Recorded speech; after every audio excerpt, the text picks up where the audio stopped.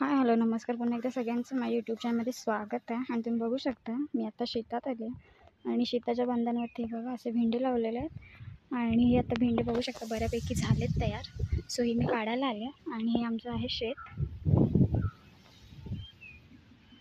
So थोडा रोग पडला आहे कारण की पाऊस वगैरे नव्हता, म्हणून आता पाऊस आला आहे. सो त्याच्यामुळे पाती करपल्यात. सो मी तुम्हाला दाखवते आमचे भेंडे कुठपर्यंत आहेत. ते बघा लागलेत किती मस्त. हे सगळे गावठी भेंडे आहेत. तुम्ही आता कोकणात कुठे पण गेलात ना तर तुम्हाला दिसेल की शेतांच्या बांधांवरती असे भेंडे लावलेले. बघा केवढे झाले. हा बहुतेक जून झाला असेल. सो तुम्ही बघू शकता मी इथे पहिला भेंडा काढला आहे. हा बघा केवढा आहे बघा, लांब लचक. ऊन पण खूप आहे त्याच्यामुळे थोडं दिसत नाही आहे कारण की बराच ऊन आहे. से बघा मस्त भेंडा असा लांबलचक झाला. आणि आमची ना भाजी खूप मस्त लागते. भरलेली भेंडीसुद्धा मस्त लागतात. आणि हे जे भेंडे आहेत ना गावठी भेंडे, ते पटकन वाढतात. म्हणजे तुम्हाला आज जर छोटे दिसले की उद्याला बघायला गेलात तर खूप मोठे झालेले असतात. आणि हे पटकन जून होतात त्याच्यामुळे यांना ना पटकन काढावी लागते. आणि आपले अजून भेंडे बघा पुढपर्यंत आहेत, अजून काढायचे आहेत. सो आपण सगळे काढून घेऊया.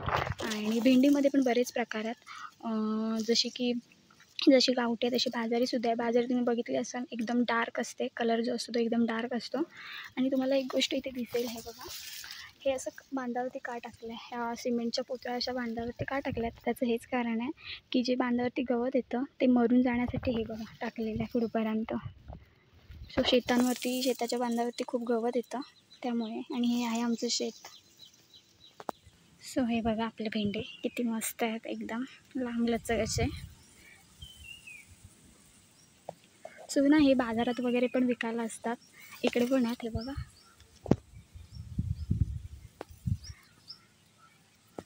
सो असे आमचे हे भेंडे आहेत. मी पूर्ण पहिले काढून घेते त्यानंतर तुम्हाला दाखवते.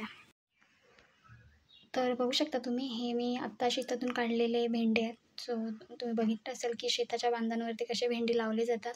दुसरी गोष्ट म्हणजे शेतांच्या बांधावरती भेंडेच नव्हे तर त्या ह्याच्यानुसार आता बघा, आता थोड्या दिवसांनी भात कापणी येईल. सो भात कापणीनंतर एक दुसरं पीक पण सुद्धा शेतकरी लोक घेतात. तर त्याच्यामध्ये कोणतं पीक घेतात, तो कुळीद असतो, पावटा असतो, तुरी असते. सो तुरीसुद्धा बांधावरती लावल्या जातात. सो असं म्हणतात की तुरी ठोकल्या जातात असं म्हणतात.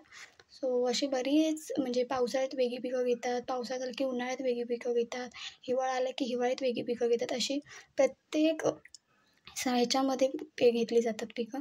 सो तुम्ही बघू शकता की हे आपल्या शेतावरच्या बांधावरती लावलेले भेंडे आहेत.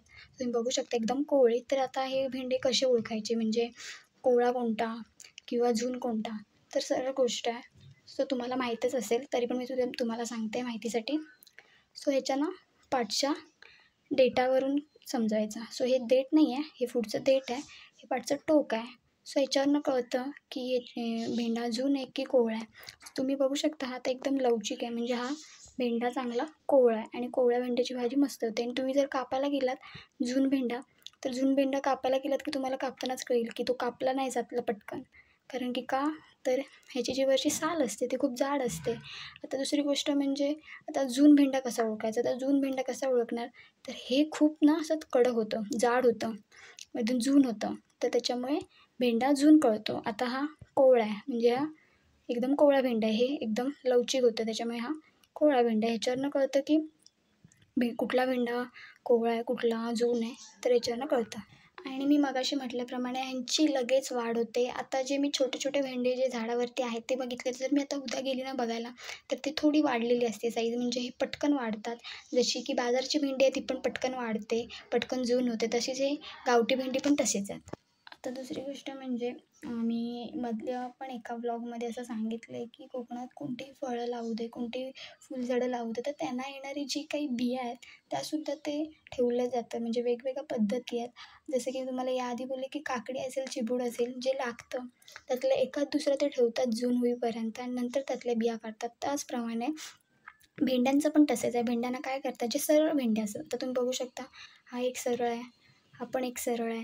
सो असे जे सरळ भेंडे असतात त्यांना ना केसं बांधून ठेवतात, कारण की ते बियांसाठी ठेवतात. सो ही पद्धत आहे कोकणात की जून भेंडे जर आपल्याला बियांसाठी ठेवायचे असतील, म्हणजे पुढच्या येणाऱ्या ज्या पावसामध्ये जर आपल्याला परत लावायचे असतील झाडं तर परत बिया आणण्यापेक्षा त्यातलेच भेंडे आपण जर राखून ठेवले म्हणजे जून होईपर्यंत ठेवले तर ते आपण वापरू शकतो.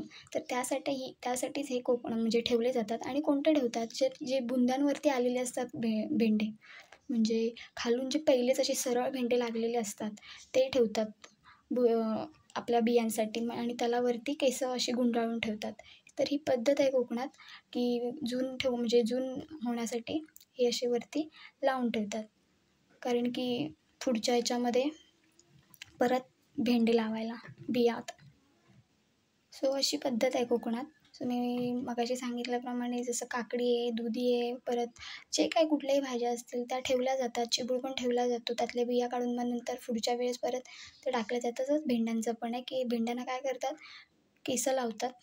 काळी जी केसं असतात आपली ती केसं लावतात आणि नंतर मग सुकेपर्यंत म्हणजे ते झाड सुकेपर्यंत ती भेंडी जी असतात ते झाडावरतीच असतात आणि नंतर मग शेवटी काढली जातात. पूर्ण झाड सुकलं की हे भेंडा पूर्ण सुकलं की काढले जातात आणि तसेच टांगून वगैरे ठेवतात आणि नंतर पुढच्या वेळेस सोलून त्यातल्या बिया काढून परत मातीमध्ये टाकतात. सो ही अशी प्रोसेस आहे या कोकणामध्ये. अशाच छोट्या गोष्टी आहेत कोकणामध्ये. सो हे अशी पद्धत आहे. म्हणजे पुन्हा परत तेच पीक घेण्यासाठी आपल्याला बिया बाहेरून न आणता आपण त्यातूनच 2-3 भेंडे जर राखून ठेवले तर त्यातून आणि खूप बिया असतात. 3-4 बिया असं काही नाही. प्रत्येक आता तुम्ही बघू शकता ही 1, 2, 3, 4 असे 4 ते 5 तुम्ही बघू शकता अशा साली दिसतील तुम्हाला सरळ. सो ह्याच्यातमध्ये बरेच बिया असतात. त्यामुळे जरी तुम्ही 2-3 तरी ठेवलेत तरी ते खूप होतात. सो अशी पद्धत आहे कोकणामध्ये. हेच तुम्हाला सांगायचं होतं. त्याला वरती बांधून ठेवतात आणि कोणते बांधतात तर जे बुंदाला लागूनच येतात भेंडे किंवा नंतरचे पण जे भेंडे सरळ येतात त्याला पण केसं बांधून ठेवतात जून होण्यासाठी, जेणेकरून पुन्हा आपण त्या बिया वापरू शकतो. सो व्हिडिओ आवडला तर नक्की लाईक करा, शेअर करा आणि जर कुठे तुम्हाला जर कोकणात आलात तर दिसेलच तुम्हाला कुठे ना कुठे ते भाज्या घेऊन बसलेल्या असतात बायका, त्याच्यामध्ये भेंडेसुद्धा असेल तर तुम्ही ते भेंडे घेऊ शकता आणि छान भाजी लागते यांची आणि भरलेली भेंडे तर अतिउत्तम लागतात. सो असे शेताच्या बांधांवरती वगैरे लावलेले जातात हे भेंडे, तुम्ही बघितलंच असेल. आणि दुसरी गोष्ट म्हणजे घरासमोर पण लावले जातात. जिथे कुठे तुम्ही जागा असेल तिथे लावले जातात कोकणामध्ये. सो असे हे भेंडे आहेत, गावठी भेंडे बघू शकता. आता हा बघितलंच ना, जरी तुम्हाला असं वरून वाटेल जून, पण हा जून नाही आहे, हा कोवळा आहे. सो ह्याचं पण तुम्ही बघू शकता एकदम मऊ आहे आणि लगेच दाबलं जातं आहे. सो हा कोवळा आहे. दिसायला असे भेंडे खूप फुगीर दिसतात आणि वाटतं की हा जून आहे, पण जून नसतं. जर मी मागाशी सांगितल्याप्रमाणे कसा भेंडा ओळखायचा तर पाठच्या टोकावरून ओळखायचा. आता हे बघा, एक पूर्ण हलतं आहे म्हणजे हा कोवळा आहे. जर हललं नाही, जून असेल कळतं लगेच. आणि हा जो भाग आहे तो जाडसर होतो, त्याच्यामुळे कळतं की जून आहे भेंडा. हे सगळे कोवळे भेंडे आहेत. सो व्हिडिओ आवडला तर नक्की लाईक करा, शेअर करा. असाच व्हिडिओ घेऊन आपण पुन्हा भेटणार आहोत. तोपर्यंत बाय बाय.